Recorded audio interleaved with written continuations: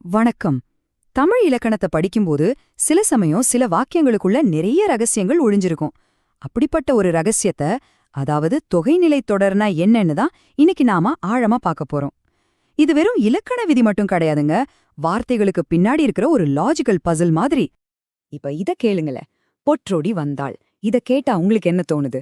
பொற்றொடினா தங்கத்தால செஞ்ச வளையல். சரி, ஒரு தங்க வளையல் எப்படிங்க நடந்து வர முடியும்? இது ஏதோ கவிதை மாதிரி தோணினாலும் இதுக்கு பின்னாடி ஒரு ஆழமான இலக்கண தர்க்கமே இருக்கு. இந்த விளக்கத்தோட இறுதியில இந்த சின்ன வரிக்குள்ள எவ்வளோ பெரிய அர்த்தம் மறைஞ்சிருக்குன்னு நாம கண்டுபிடிக்க போறோம். சரி, அந்த புதிரை அவிழ்க்கணும்னா நாம சில விஷயங்களை பார்க்க வேண்டியிருக்கு. முதல்ல தொகைநிலை தொடர்னா என்னன்னு புரிஞ்சுக்கலாம். அப்புறமா அதுல முக்கியமான வகைகளான பண்புத் தொகை, அன்மொழித் தொகை இது ரெண்டையும் பார்த்துட்டு கடைசியா நம்ம புதிரோட விடைக்கு வருவோம். வாங்க, இந்த இலக்கண பயணத்தை நாம ஒண்ணா ஆரம்பிக்கலாம். நாம பார்த்த அந்த புதிருக்கான சாவி எங்க இருக்கு தெரியுமா? அது இந்த தொகைநிலை தொடர்ங்கிற இலக்கண அமைப்புல தான் இருக்கு. தொகைனாலே மறைஞ்சு வர்றதுன்னு அர்த்தம். சில வார்த்தைகள் கண்ணுக்கு தெரியாம மறைஞ்சு நின்னு ஒரு பெரிய அர்த்தத்தை கொடுக்கும். அந்த மறைஞ்சிருக்கிற வார்த்தைகளோட சக்தியைத்தான் நாம இப்ப பார்க்க போறோம். தொகைநிலை தொடரோட அடிப்படை ரொம்ப சிம்பிள். ரெண்டு வார்த்தைகள் ஒன்னா சேரும்போது அதுக்கு நடுவுல இருக்க வேண்டிய சில உருபுகள், அதாவது இலக்கண அடையாளங்கள் மறைஞ்சிடும். அதனால அந்த ரெண்டு வார்த்தைகளும் பார்க்கறதுக்கு ஒரே வார்த்தை மாதிரி தெரியும். இந்த அமைப்பு தான் நம்ம மொழிய ரொம்ப சுருக்கமாவும் அதே நேரத்துல ரொம்ப ஆழமாவும் மாத்துது. பழந்தமிழ் இலக்கண நூலான நன்னூல் இந்த தொகைநிலை தொடர 6 வகையா பிரிக்குது.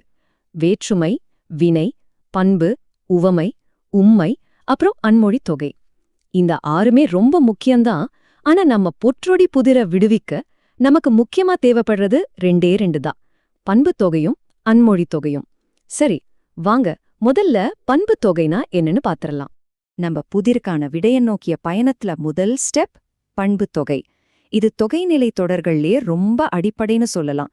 இத சரியா புரிஞ்சுக்கிட்டாலே போதும், விடை நமக்கு ரொம்ப பக்கத்துல வந்த மாதிரிதான். அப்போ பண்பு தொகைனா என்ன? ரொம்ப சிம்பிள்.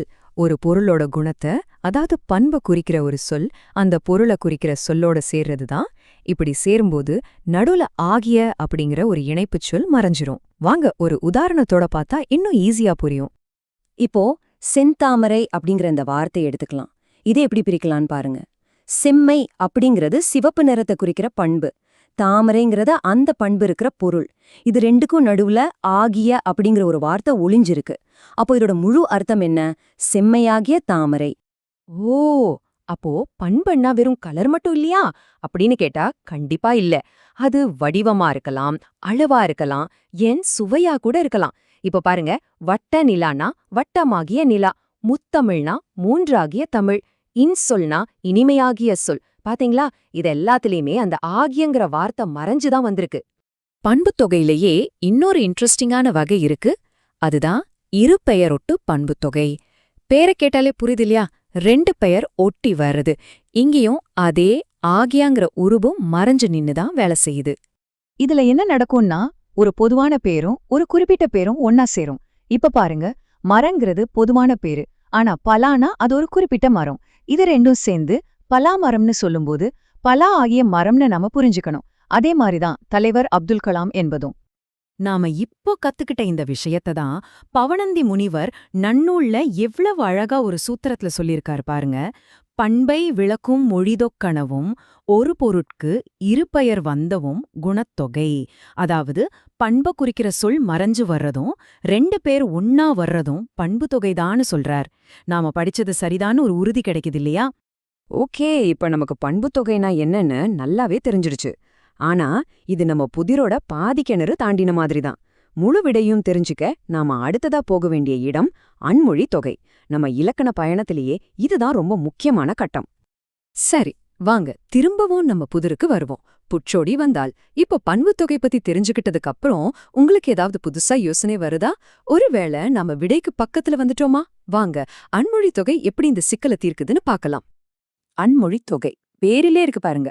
அன் பிளஸ் மொழி பிளஸ் தொகை. அதாவது அந்த தொடர்ல இல்லாத ஒரு சொல்லோட பொருள் மறைஞ்சு வர்றது. சிம்பிளா சொல்லணும்னா, அங்க இருக்கிற வார்த்தைகள் சொல்ற நேரடி அர்த்தத்தை தாண்டி குறிப்பால வேறொரு விஷயத்த சொல்றது. இது மத்த 5 தொகைகள் மேலையும் வர்ற ஒரு ஆழமான லேயர் மாதிரி. சரி, இப்போ அந்த புதிரை உடைக்கலாம் வாங்க. முதல்ல பொற்றொடிங்கிற வார்த்தை எடுத்துக்கோங்க. இதோட விரிவாக்கம் என்ன? பொன்னால் ஆகிய தொடி, அதாவது தங்கத்தால செய்யப்பட்ட வளையல். இது ஒரு வேற்றுமை தொகை. ஆனா பொற்றொடி வந்தாள்னு சொல்லும்போது அந்த தங்க வளையல் நடந்து வரல, அத போட்டுக்கிட்ட ஒரு பெண் வரான்னு நாம புரிஞ்சுக்கிறோம். இந்த பெண்ணுங்கிற வார்த்தை அந்த வரியிலே இல்ல பாத்தீங்களா? இப்படி அங்க இல்லாத ஒரு விஷயத்த குறிப்பான உணர்த்துறதுக்கு பேர்தான் அன்மொழித் தொகை. இதுதாங்க நம்ம தமிழ் மொழியோட நுட்பமான அழகு. நாம இப்ப பார்த்த இந்த மேஜிக்கைத்தான் நன்னூல் ஒரே வரியில சூப்பரா சொல்லுது. ஐந்தொகை மொழி மேல் பிறதொகல் அன்மொழி. அதாவது நாம ஏற்கனவே பார்த்த அந்த 5 தொகைகளுக்கு மேல அதுல சொல்லப்படாத வேறொரு பொருள் தோணுச்சுன்னா அதுதான் அன்மொழி தொகை. நம்ம பொற்றொடி உதாரணத்துக்கு இது எவ்ளோ கரெக்டா பொருந்தது பாருங்க. ஒரு சின்ன புதிரோட ஆரம்பிச்ச நம்ம பயணம் தமிழ் இலக்கணத்தோட 2 முக்கியமான ஆழமான இடங்களுக்கு நம்மள கூட்டிட்டு போயிருக்கு. நாம இப்போ பார்த்தது வெறும் ரூல்ஸ் கிடையாது. நம்ம மொழி எவ்ளோ நுட்பமா எவ்ளோ அழகா வேலை செய்துங்கிறதுக்கு இது ஒரு அற்புதமான சாட்சி. சுருக்கமா சொல்லணும்னா, தொகையிலை தொடருங்கிறது நம்ம மொழியோட ஒரு பவர்ஃபுல் டூல்.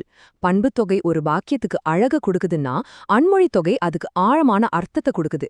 இது ரெண்டும் சேரும்போது தான் நம்ம மொழி இவ்வளவு கவித்துவமாவும் ஆற்றல் மிக்கதாவும் மாறுது. கடைசியா இந்த ஒரு கேள்வியோட நான் உங்களை யோசிக்க வைக்கிறேன்.